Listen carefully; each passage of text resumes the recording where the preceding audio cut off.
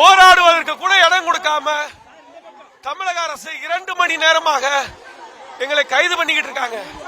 எங்க மாநில தலைமை அலுவலகத்தில் எங்களுக்கு போராட உரிமை இருக்கு. அங்க நேத்து பூரா கைது பண்ணி அரெஸ்ட் பண்ணி எல்லா பேர்த்தையும் சித்திரவதை பண்ணி நைட்டு 8 மணிக்கு விட்டாங்க. இன்னைக்கு எங்களுக்கு டிபிஏ வளாகம் மூடப்பட்டனால எங்களுடைய மாவட்ட தலைநகருக்கு வந்திருக்கோம். எங்களுடைய மாவட்ட முதன்மை கல்வி அலுவலகத்துக்கு வந்திருக்கோம்.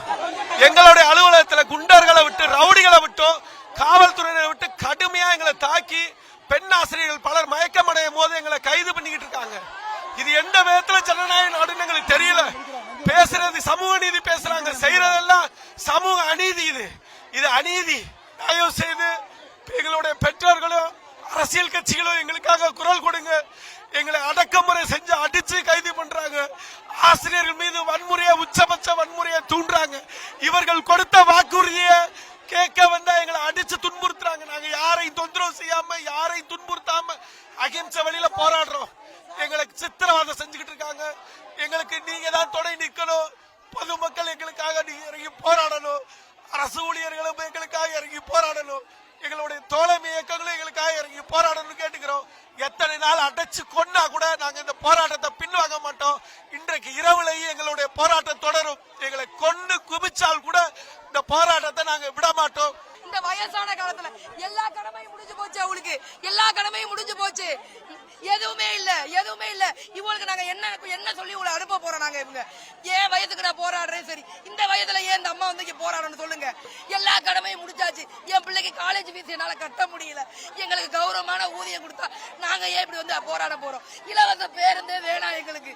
எங்களுக்கான உரிமைக்குரிய ஊதியத்தை கொடுத்தா நாங்க கௌரவமா பணம் கொடுத்து நாங்க போவோம். அதைத்தான் நாங்க கேட்கிறோம். அற வழியில கேட்கிறோம். ஊதிய உயர்வை நாங்க கேட்கல.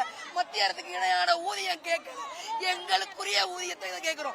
ஒரே பள்ளியில ஒரு 2 ஆசிரியர்கள் ஒரு நாள் முன்னாடி சேர்ந்ததுக்காக அவங்களுக்கு ஒரு கிரேடு பே, நாங்க பின்னாடி சேர்ந்ததுக்காக எங்களுக்கு ஒரு கிரேடு பே.